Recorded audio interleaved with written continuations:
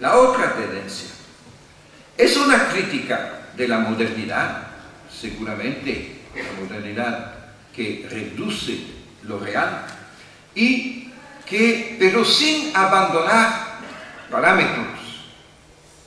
Es reconocer el estado de incertidumbre, reconocer la fluidez de los conceptos, reconocer la multiplicidad de factores, reconocer el carácter fundamental del afecto, pero con un paradigma.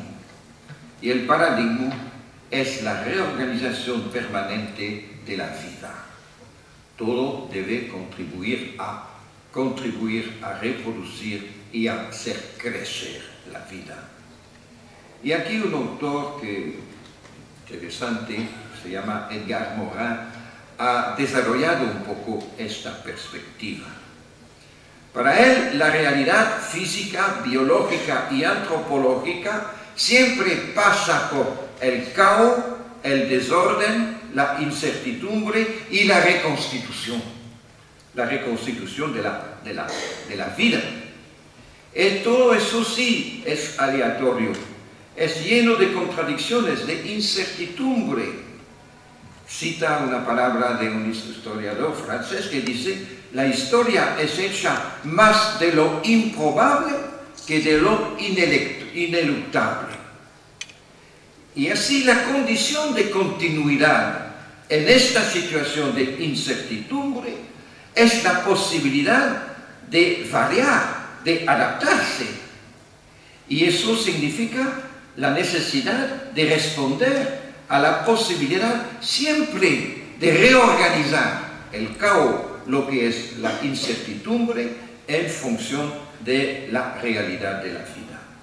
Y la ética significa asegurar estas condiciones de continuidad de la vida frente a procesos que la destruyen y que provocan el caos. Y hoy día, en particular, la destrucción de la naturaleza, hasta el clima, y la destrucción de los seres humanos por millones y centenares de millones. Y precisamente, hoy día, eso es la obra de la globalización del capitalismo, imponiendo su lógica, la ley del valor, como la ley de todas las relaciones humanas, y que justamente es objetable, debe ser condenado finalmente en su esencia, en su lógica, y no solamente condenado en sus excesos o abusos, hablando de un capitalismo salvaje, como si existiera un capitalismo civilizado. Un tercer punto es la emergencia de la ética. Frente a estas situaciones, frente a las varias interpretaciones, se construye evidentemente una ética. Y eso es más o menos explícito en los foros. Lugar central de la ética. Y lo vemos si analizamos el trabajo de los foros, de los movimientos sociales, en particular de los foros. Vemos que eso se traduce, necesidad de emergencia de la ética, en el plan práctico, reacción frente a la falta de ética del sistema económico, dentro del sistema político. En un plan teórico, plantea de nuevo muchas cuestiones, muchas preguntas. ¿Qué es la democracia? ¿Qué es el desarrollo? Y finalmente, en el plan filosófico, ¿cuál es la realidad de la humanidad, del ser humano? Y por eso sí, hay la conciencia de la necesidad de una ética renovada. Y como hemos visto dos corrientes en el análisis, vemos también dos corrientes en la ética. Una ética que podemos llamar reguladora. Y en un pequeño libro que fue publicado en Cuba últimamente, que se llama La ética de una situación de incertidumbre, que tengo allá. Hay algunos libros a su disposición fuera.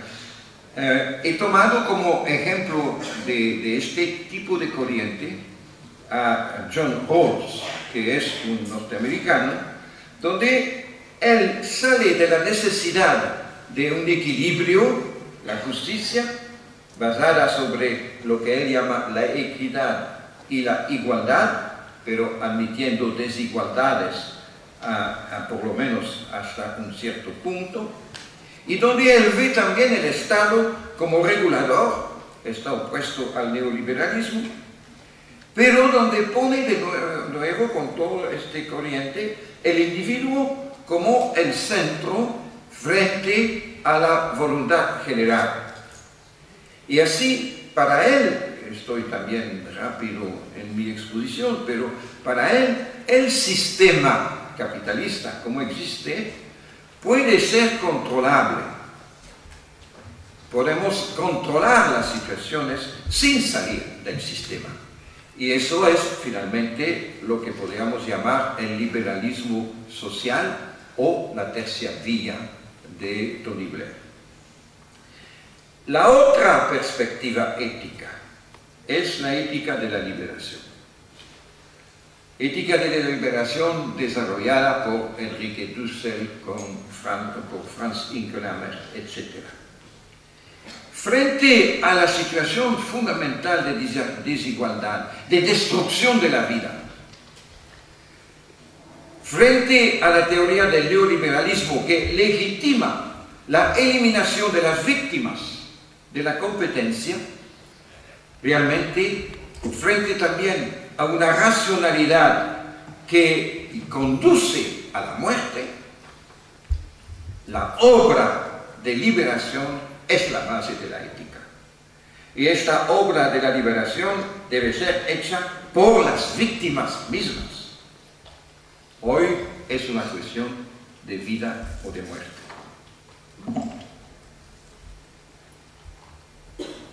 El principio único en este sentido es la reproducción y el desarrollo de la vida, como obligación moral de cada ser colectivo, más allá de las culturas particulares. Y vemos los tres niveles de la ética: el sujeto, la ética personal, la ética de los sistemas económicos, políticos o otros, pero ninguno de estos dos basta.